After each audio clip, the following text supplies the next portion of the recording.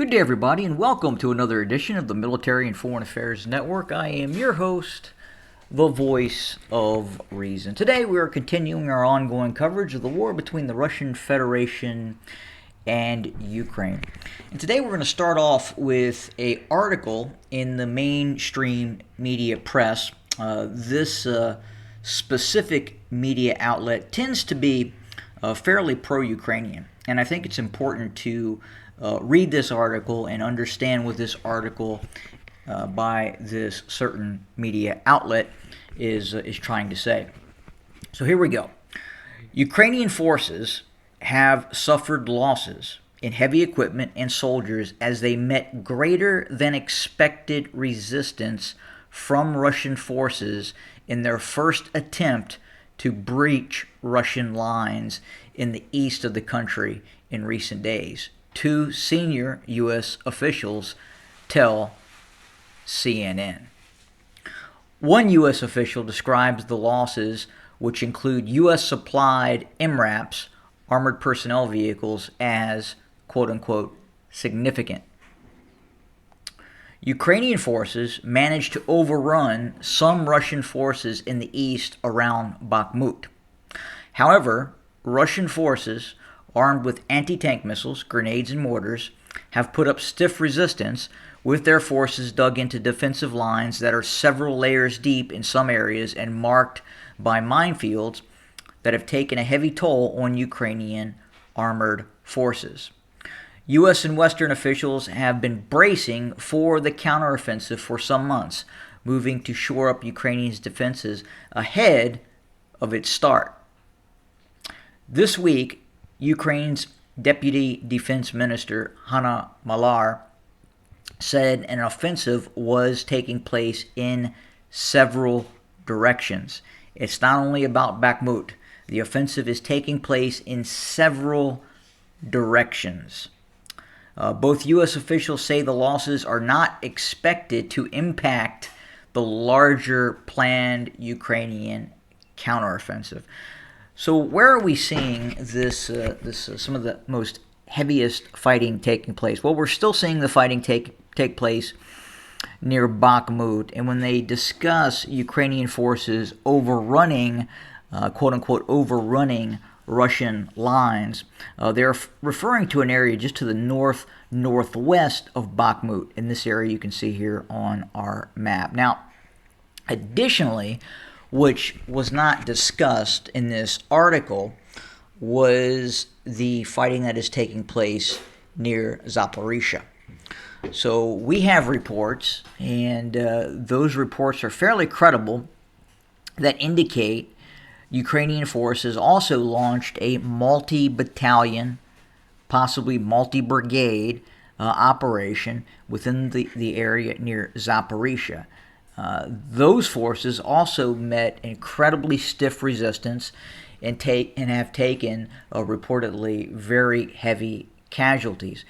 In one report, a column of Ukrainian armored units were attempting to circumnavigate a minefield or were trapped within the confines of that minefield. And then the Russians brought in fixed-wing aircraft and helicopter gunships and literally decimated that unit that was trying to breach that specific Russian defensive area. So we also know that the Ukrainians, and for all intents and purposes, the mainstream media in the West are being very quiet about what is happening on the ground in this ongoing fighting.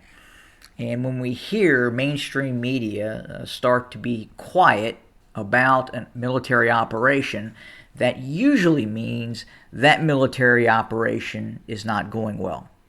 We have not received any verifiable reports that indicate the Ukrainians have broken through in any areas.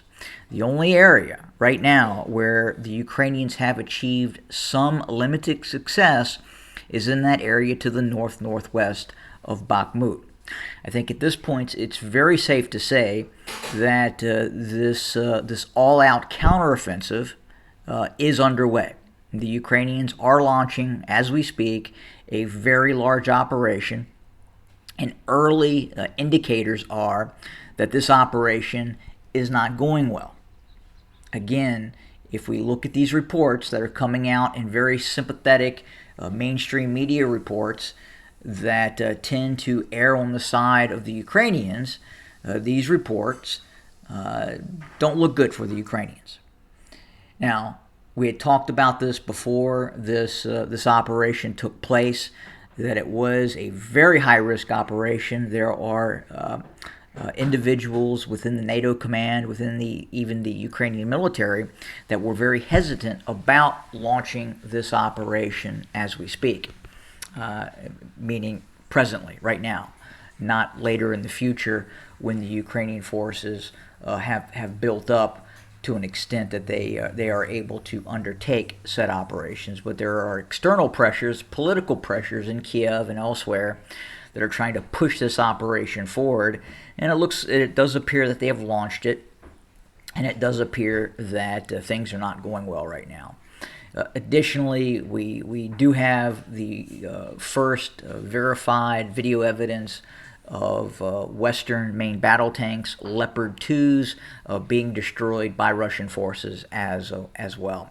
Right now, it is estimated that the Ukrainians have deployed about 50 to 60 of those systems in this ongoing conflict. Now, that is not a large amount of tanks considering the size and scope of this war. 50 to 60 Leopard 2 is essentially a reinforced battalion, according to the Ukrainian force composition for a battalion set group.